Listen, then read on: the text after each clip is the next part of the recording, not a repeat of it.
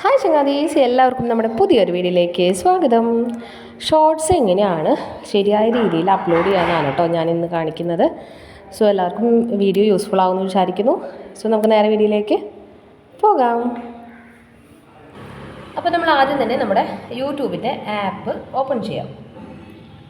അത് ഓപ്പൺ ചെയ്യുമ്പോൾ ഇങ്ങനെ ഒരു ഫസ്റ്റ് നമുക്ക് ഈ ഒരു പേജാണ് വരിക. അതിനകത്ത് ഇങ്ങനെ ഒരു പ്ലസ് ചിഹ്നം കാണാം. ആ പ്ലസ് ചിഹ്നത്തിൽ നമ്മൾ ക്ലിക്ക് ചെയ്യുമ്പോൾ ഇങ്ങനെ ഒരു പേജ് വരും. അതിനകത്ത് വീഡിയോ, ഷോർട്ട്, ലൈവ്, പോസ്റ്റ്, ഇങ്ങനെ 4 ഓപ്ഷൻ കാണാം. പിന്നെ ഇവിടെയും ഓപ്ഷൻസ് ഉണ്ട് കേട്ടോ. അപ്പോൾ ഈ ഷോർട്സ് എന്നുണ്ടെങ്കിൽ നമ്മൾ ക്ലിക്ക് ചെയ്ത് കഴിഞ്ഞിട്ട് ഇവിടെ ഈ ഗാലറി പോർഷനില്ലേ, അതിനകത്ത് ക്ലിക്ക് ചെയ്യുമ്പോൾ നമ്മുടെ ഫോണിനകത്തുള്ള ഗാലറിയിലുള്ള വീഡിയോസും കാര്യങ്ങളൊക്കെ വരും. അതിൽ നമുക്ക് അപ്ലോഡ് ചെയ്യേണ്ട വീഡിയോ ഏതാണോ അത് ക്ലിക്ക് ചെയ്യണം. കണ്ടോ, ഇവിടെ 15 സെക്കൻഡ് എന്നാണ് കാണിക്കുന്നത്. നമുക്കിത് കൂടുതൽ വേണമെന്നുണ്ടെങ്കിൽ അതിനകത്ത് ക്ലിക്ക് ചെയ്തിട്ടുണ്ടെങ്കിൽ 1 മിനിറ്റ് വരെ പോകും കേട്ടോ.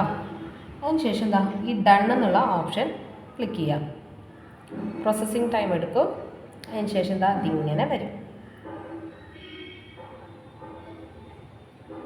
ഓക്കെ, ഇനി ഇതിനകത്ത് നമുക്ക് എന്തെങ്കിലും സൗണ്ടോ കാര്യങ്ങളോ ആഡ് ചെയ്യണമെന്നുണ്ടെങ്കിൽ ഇതിനകത്ത് ആഡ് സൗണ്ട് എന്നുള്ളൊരു ഓപ്ഷൻ ഉണ്ട്. ഓൾറെഡി യൂട്യൂബിലുള്ള മ്യൂസിക്സ് ആണ് കേട്ടോ ഇതിനകത്ത് വരുന്നത്. അതായത് ഈ ഒരു ആപ്പിനകത്തുള്ള മ്യൂസിക്സ് ആയിരിക്കും വരിക. അതിനകത്ത് ജസ്റ്റ് നമുക്ക് വേണമെങ്കിൽ ഞാനൊരു പാട്ട് കൊടുക്കണമെങ്കിൽ കൊടുക്കാം.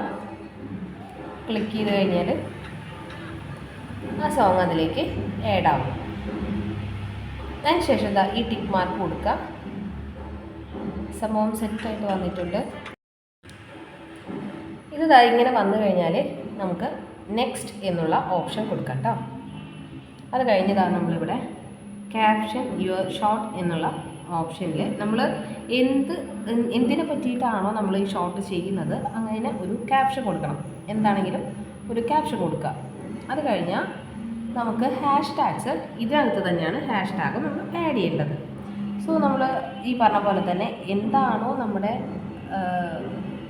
കണ്ടൻറ്റ് എന്താണോ അതിൻ്റെ ഹാഷ്ടാഗുകളാണ് നമ്മൾ കൊടുക്കേണ്ടത്.